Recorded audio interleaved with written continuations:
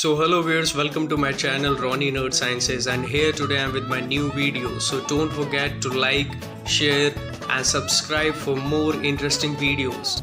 Hello viewers, इस video में आज हम बात करने वाले हैं हाइपरटेंशन के बारे में या हाई ब्लड प्रेशर के बारे में.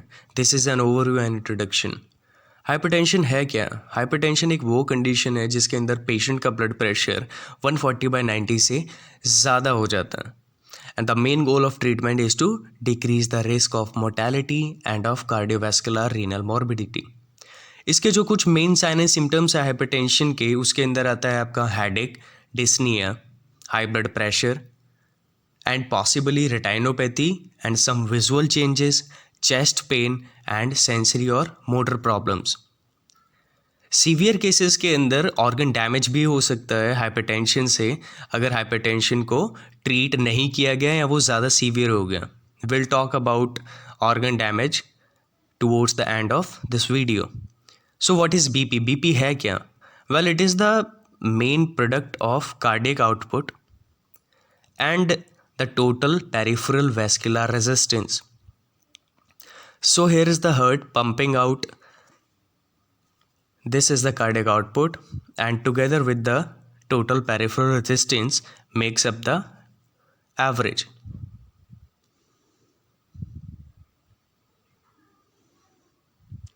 तो अब कुछ इसके मेन रिस्क फैक्टर्स भी हैं हाइपरटेंशन के, अब उसके बारे में बात करते हैं. Such as obesity, high alcohol intake, metabolic syndrome, diabetes, high sodium intake, sleep apnoea, dyslipidaemia, old age, family history as well.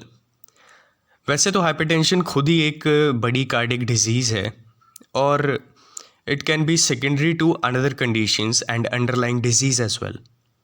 Let us look at the classification and diagnosis of hypertension. अब इसके types के बारे में बात कर लेते हैं. तो hypertension can be categorized as mainly in two types. First is primary, which is also known as essentially hypertension, or secondary hypertension, which is hypertension results from underlying often reversible causes. Primary hypertension जो होता है, it is basically genetic and through with the lifestyle. और जो secondary hypertension है, इसका जो main cause है कई इसके हैं aorta coagulation, pheochromocytoma, hyperaldosteronism, Cushing syndrome, renal artery stenosis, chronic kidney disease, polycystic kidney disease, nephritic and nephrotic syndrome, obstructive uropathy, hyperthyroidism and hyperparathyroidism. Sleep apnoea से भी होते हैं, क्रॉनिक अल्कोहल यूज़ करने से, ओरल कॉन्ट्रासेप्शन से, non steroidal anti inflammatory drug से. कुछ और ड्रग्स भी हैं जिनकी वजह से हाइपरटेंशन होता है, सच एज कोकेन, मैथाम्फेटामिन, और फीमेल्स के अंदर प्री एक्लैम्पशिया की वजह से. So these again were some causes of secondary hypertension. अब हम बात कर लेते हैं इसके पैथोलॉजिकल चेंजेस की, कि ब्लड वेसल्स के ऊपर वैस्कुलर चेंजेस में क्या क्या आता है. तो पैथोलॉजिकल वैस्कुलर चेंजेस अकर इन हाइपरटेंशन अकर्स स्लोली. ये बहुत ही स्लो चेंज आता है आपकी ब्लड वेसल्स के अंदर. Normally blood vessels have good blood flow, but in hypertension there is a vascular changes, remodeling and hypertrophy.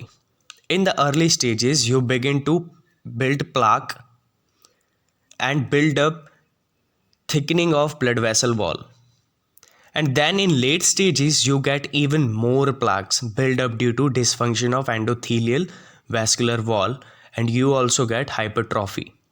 All these changes result in narrowing the lumen and build up in vascular pressure, resulting in aggravated hypertension. और vascular changes की वजह से हमारा organ damage भी start हो जाता है, जिसके अंदर आपका stroke, retinopathy, transient ischemic attack, left ventricular hypertrophy, cardiac failure, renal failure भी इस हाइपरटेंशन से हो जाता है जब ये बहुत ज़्यादा सीवियर हो जाता है.